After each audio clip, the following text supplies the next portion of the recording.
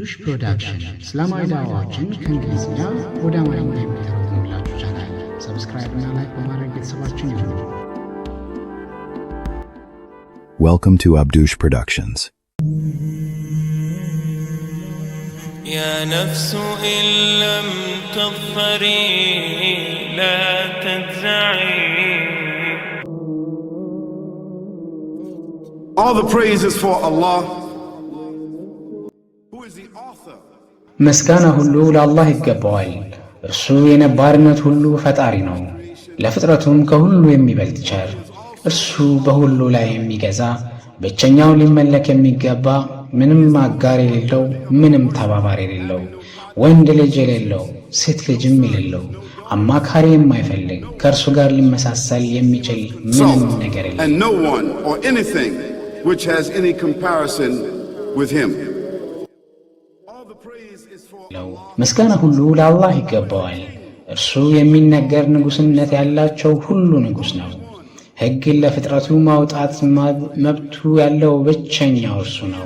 እርሱ ሕይወትን የሚሰጥ ነው፣ ሞትንም የሚያመጣ እርሱ ነው። ነገር ግን ሞት በእርሱ ላይ ምንም ተጽዕኖ የለውም፣ ምክንያቱም እርሱ ሕያው ነው። ራሱን በራሱ የሚያቆም ዘላለማዊ ነው። ፍጹምና ፈጣሪ ብቻ ነው። ምስጋና ሁሉ ለአላህ ይገባዋል። በሁሉም ነገር ላይ ኃይል ያለው እርሱ ነው። በእውነት ከእርሱ በስተቀር ጥቅም ወይም ጉዳት ሊያመጣ የሚችል ኃይል፣ ብርታት ወይም ተጽዕኖ የለም። benefit or detriment except through him. It is he. ይህን ውስብስብ ዓለም የፈጠረው እርሱ ነው።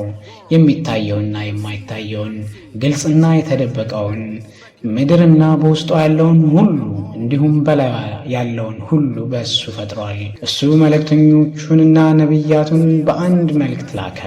ይህም መልእክት ግልጽ ተውሂድ ነው። ማለትም ከአላህ በቀር ሊመለክ የሚገባ ማንም የለም፣ መታዘዝ የሚገባው ደግሞ እርሱ ብቻ ነው። It means that there's absolutely no one worthy of worship, no one worthy of our obedience.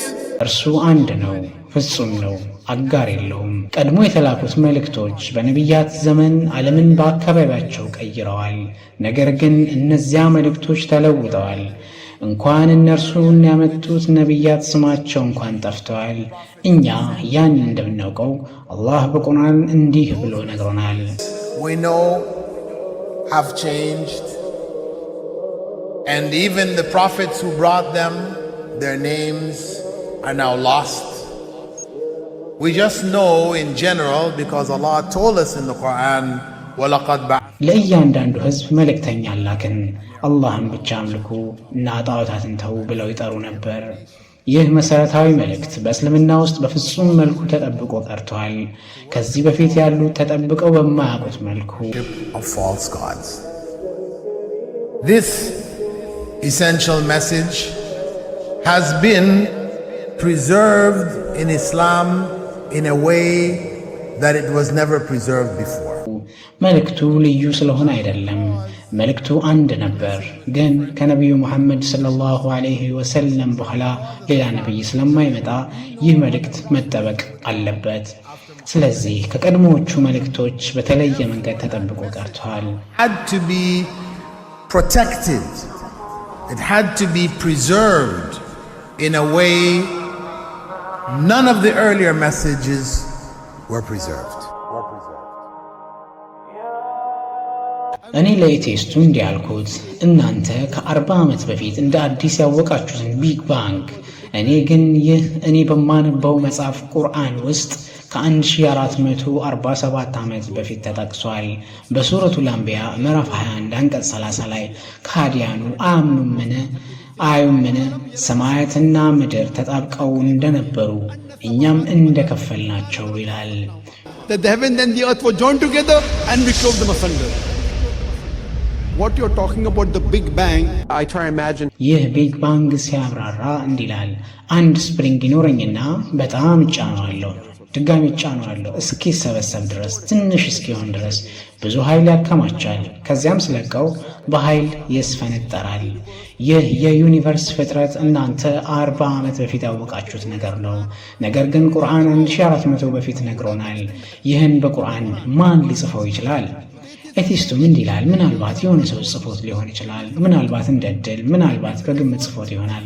ነገር ግን ማንኛውም ሰው ይሁን ምንም ይሁን የት ቢኖር ምንም ቢሰራ ውስጡ ይህ ጥያቄ ይኖረዋል። እዚህ ለምን ተገኘው? እንዴት መጣው? ዓላማዬስ ምንድን ነው? ይህንን ጥያቄ በእውነት መመለስ የሚችለው ፈጣሪው ብቻ ነው። ፈጣሪ ካለ እርሱ ነው ለምን እንደተፈጠርን የሚነግረን፣ ከኛ ምን እንደሚፈልግ የሚያሳየን፣ የህይወት ምን እንደሆነ የሚገልጽልን። To tell us why we were created and what he expects from us and what this life is really about. አላህ ከአደም ጀምሮ እስከ ዛሬ ለሰዎች የፈለገውን ነገር አሳይቷል። እርሱም አንድ ቀላል ነገር ነው፣ አምልኮ ለእርሱ ብቻ እንዲሆን ምንም አጋር ሳይኖረው። እኛ ይህ ህይወት ፈተና እንደሆነ እናውቃለን። ስለዚህ ነው ተወልደንም የምንሞተው። ፈተና እንዲሆን መጀመሪያና መጨረሻ መኖር አለበት። ከዚህ ህይወት በኋላ የሚመጣው ህይወት ግን ሞት የለበትም። መጥፎ ሰውም ሆነ መልካም ሰው ሁሉ ከሞት ይቀሰቀስና መልካም ወይም መጥፎ ሁኔታ ውስጥ በሰራው መሰረት ይመነዳል። ይህ የአብርሃም ወይም የኢብራሂም አምላክ አምልኮ ነው ነቢያት ያስተማሩት። And they continue to live in the next life, either in good shape or not so good shape, depending on how they did on the test. The worship of the God of Abraham, that was what was taught by these prophets. እኛ ስለ ዓለማት ጌታ እንናገራለን። አልሐምዱሊላህ፣ የዓለማት ሁሉ ጌታ፣ ከዩኒቨርስ በላይ ያለው ጌታ። እኛ በዚህ ዓለም ላይ እንኖራለን። አላህ ይህን ዓለም በውበት ፈጥሮታል። እኛም በእርሱ እንድንደነቅ እንድናስተነትን ነው። ዛሬ በዚህ ዓለም ላይ በቢሊዮን ሰዎች የሚቆጠሩ አሉ፣ ከ8 ቢሊዮን በላይ። ይህች ዱንያ እጅግ ትልቅ ናት፣ ቢሊዮኖችን ሰዎች ለመያዝ ቦታ አላት። ነገር ግን ይህች ዱንያ ከአላህ ፍጥረት ጋር ስትነጻጸር ምንድናት? ምንም አይደለችም።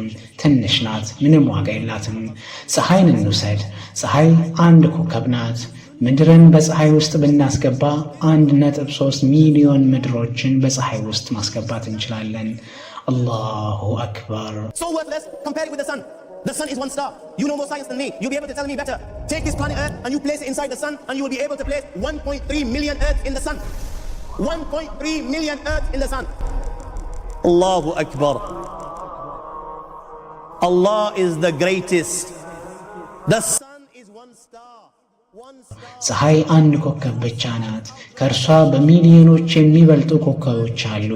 እነዚህ ኮከቦች በሚሊዮኖች ተሰብስበው አንድ ጋላክሲ ይፈጥራሉ። ከዚያም ዚሊዮን ጋላክሳዎች ይኖራሉ ማለት ነው።